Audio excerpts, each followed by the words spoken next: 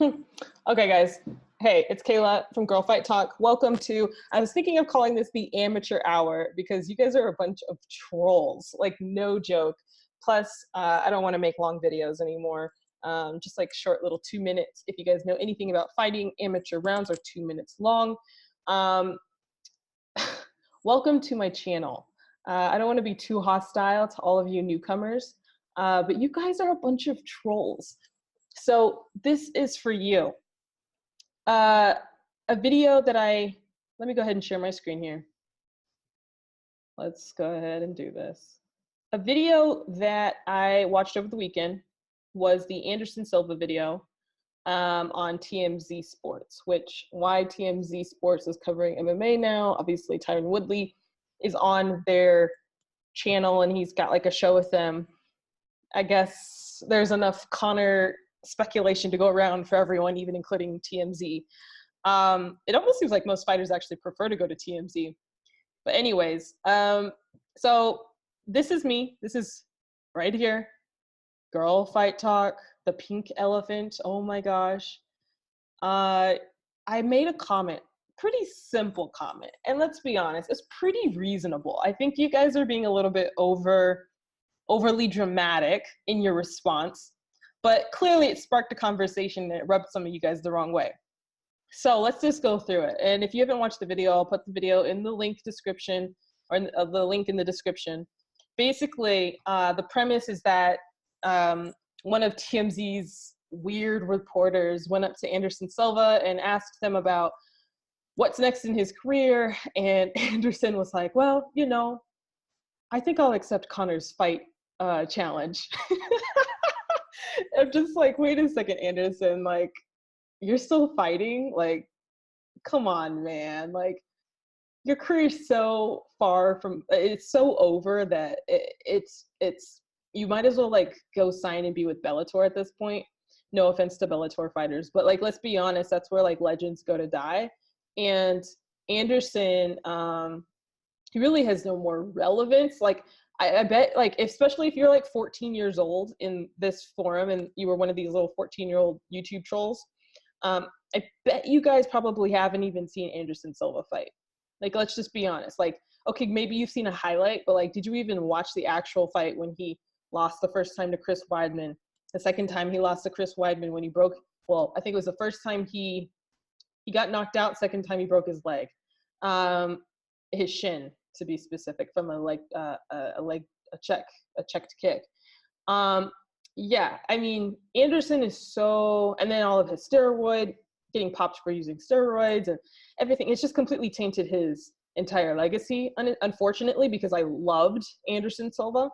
But anyways, he's talking about fighting Conor McGregor. And you guys, one of your biggest, we're going to go through a couple of these comments because I promised I would. But you guys were arguing that, clearly you're not a UFC fan because you don't know that, like, originally the UFC didn't have weight classes. And I'm like, yeah, originally the UFC also allowed for people to take steroids.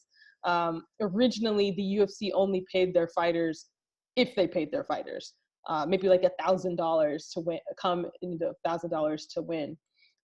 So you guys are completely off base. You're comparing apples and oranges. You're comparing when the sport wasn't regulated in New York. Okay, that only happened 2 years ago when Conor fought for the title, the lightweight title, against Eddie Alvarez. So don't come at me with, you know, you don't know what you're talking about because you're a girl, which we'll get into that later. But basically, my comment, all I said was, and so, okay, if you guys know anything, Conor McGregor was in Cage Fighters in the UK, or Cage Warriors, whatever the organization was called. He was a 145 and a 155 double weight champ. He came and was able to accomplish the same thing here at the UFC. If you guys remember a little bit of your MMA history, Anderson Silva, and I know one of you guys commented and said Anderson Silva fought at 168, I think. Clearly that wasn't in the UFC, so I don't know why we're talking about that. Two, how old was Anderson when he fought at that weight? everybody fights at a lighter weight when they're younger. That's because your body's metabolism is able to do that. Anderson Silva is over 40 now. Conor is 30 now. So he doesn't even probably want to go back to 145. Let's be honest, if he went back to 145, we would all probably talk a lot of crap about him because we know that he's humongous for the weight class. He has about the same reach, I think, as Tyron Woodley, who is a welterweight fighter.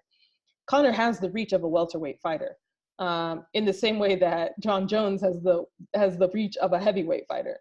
So Conor, he's talking about, oh yeah, there was an interview. Conor was like, I want to go to 165. There could be a 165. There should be more belts, more weight classes. People shouldn't be killing themselves to make weight. Sure. Okay, that's a completely different argument. We won't even get into that this time around.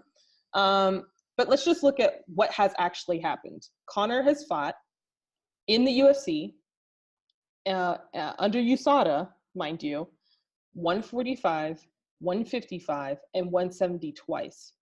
What did he look like at 170 the first time around? Okay, he lost, right? Second time he came and fought at 170. What did he look like? Did he look like he did at 155? I'm not asking you the question, and I already know. You guys get on my nerves so bad. I already know you're gonna say, but he beat Nate Diaz at 170. Okay, he did, but how did he look, guys? That's not my question. Wasn't did he win at 170? My question was, how did he look at 170?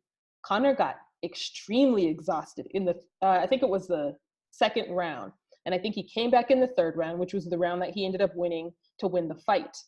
You also remember how Conor was running around, literally turned his back and was running around, ring around the posy in the octagon? Do you remember that too? Did you, what other fight at 155 do you remember Conor doing that at? Or 145? Put the link below. Comment below the fight where Conor did that, and I am waiting patiently. So anyways, okay, and so Anderson's talking about wanting to fight Conor at a catch weight of like 180 or 175 or something like that. And I think it was 180. If you guys remember, Anderson has fought, again, in his more recent career in MMA. 185 is where he got his championship belt and where he was the king of the UFC at 185. And then went up for super fights twice at 205. And so you're saying someone who has the ability to make a 205 weight class and knock guys out. You guys remember the Sandman? I forget his first and last name, but I remember his nickname was the Sandman. He knocked guys out at 205, like in the first or second round. And you're saying that that same guy can come and meet Conor at a weight class and that fight will be competitive, when we just saw Conor get mauled by someone who is about the same size as him. Now, granted, Anderson is not a wrestler. He's not going to be wrestling Conor. But I mean, you guys, there are weight classes for a reason. We like the fights to be competitive. Just have a little bit of sense, okay? Someone made a comment saying something like, yeah, they're going to start having DJ calling out I think DC or something like that, which would, I mean, it's almost as ridiculous as that though. Like, I hope you guys can understand that. Let's read through some of these comments.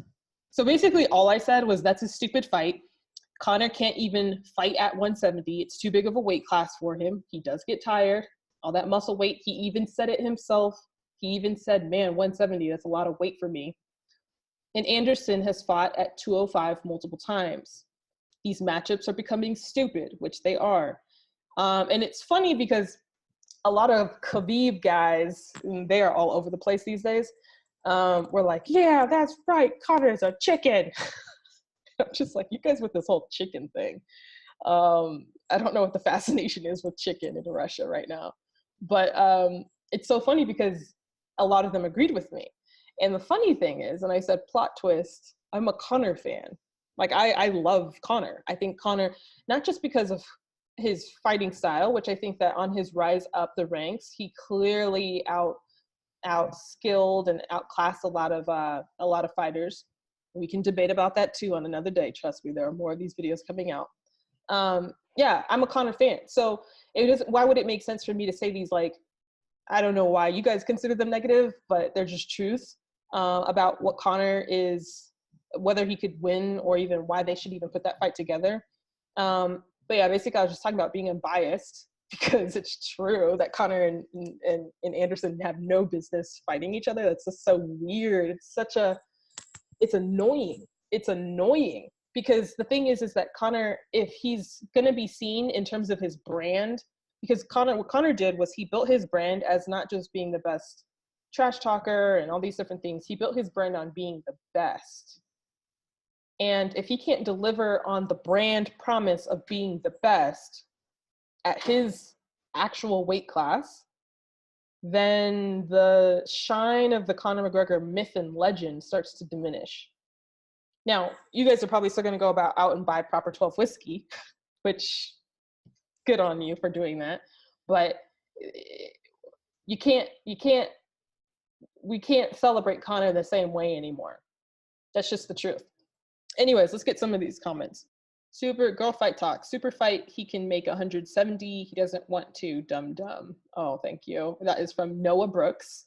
And so what are you even saying, Noah? Can you put a sentence together with a little bit of grammar? Wouldn't hurt anybody, would it? Super fight, he can make, so super fight, period. He can make 170 pounds, period. He doesn't want to. Dumb. I still don't know what you're saying. Next. Conor called him out though. Okay, yeah, Conor did mention his name. He basically said, he threw, if you guys know the interview that this guy is referring to, his name is Mr., I'm assuming that's probably St. Louis, it's STL. Conor mentioned other fighters who he'd be interested in competing against. I think this was maybe like pre-fight, like scrum or something like that. Yeah, okay, Conor called him out. So what? Conor calls out a lot of people. What does that mean? What do you guys think that means? Like this type of stuff will ruin the UFC's brand. Like I understand that the UFC is again, another conversation we can talk about this. The UFC is definitely entertainment, but I think the question you have to ask yourself is, do you want the UFC to become the WWE, or do you want the UFC to remain more like boxing in the sense that it is more a sport where there is meritocracy? Because if what we're judging on is our capitalistic measuring sticks, then yes, Conor should always get whatever he wants. But if we're judging based off of merit of your performance inside the octagon, then that's what we have to make our decisions about. Moving on. One of the reasons is Khabib shouldn't be at 155. He should be at 170, and Conor should be at 145. So many of these fighters try bouncing around weight classes. But for us, the fans, and for the fighters' own careers, they should be fighting at whatever peak performance is. Conor is best at 145. Khabib is best, is what I'm thinking he's trying to say, at 170. Khabib is definitely a weight class above Conor. Look at what happened last time he fought a 170 dude. Okay, we get it.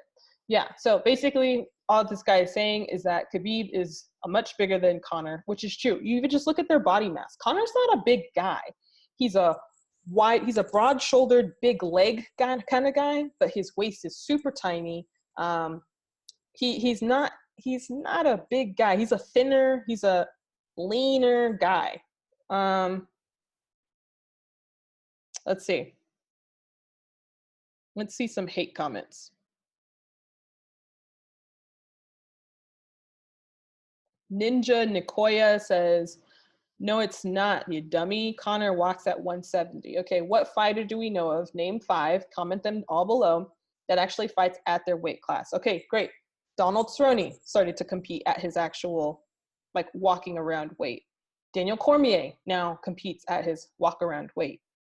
I think at a certain, well, there aren't a lot of fighters who do that. So your point is that he can, like, get up to 170 pounds? That's not what we're talking. That's not the conversation, bro. Let's see. Let's choose one more. Let's choose one of the ones that talks about me being a girl and why I don't know anything about MMA. Okay, here we go. Steve Dubb. Here we go. Steve Dubb says, "Go Fight Talk. If you're a girl," okay, Steve, let's just fix your grammar there. It is your, you-are is a contraction, so you, apostrophe R-E, not your. Anyways, if you are a girl, you should be getting your nails done or shopping or cooking your man dinner, not talking about MMA. This is a man's sport." Steve Dubb, I sincerely couldn't care about this comment. Dude, okay, it's just so funny how guys want to claim MMA like there's some kind of monopoly on knowledge, MMA knowledge that is strictly held the keys by men.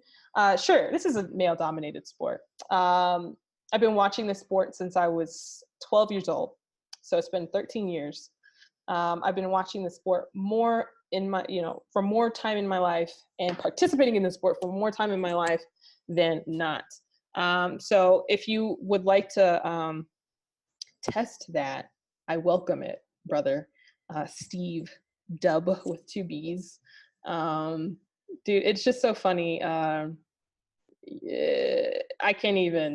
really don't even know how and why to respond to that. But I would beg you the question, if that is the case, then I would encourage you to go to any of your local gyms, boxing, MMA school, jiu-jitsu, karate.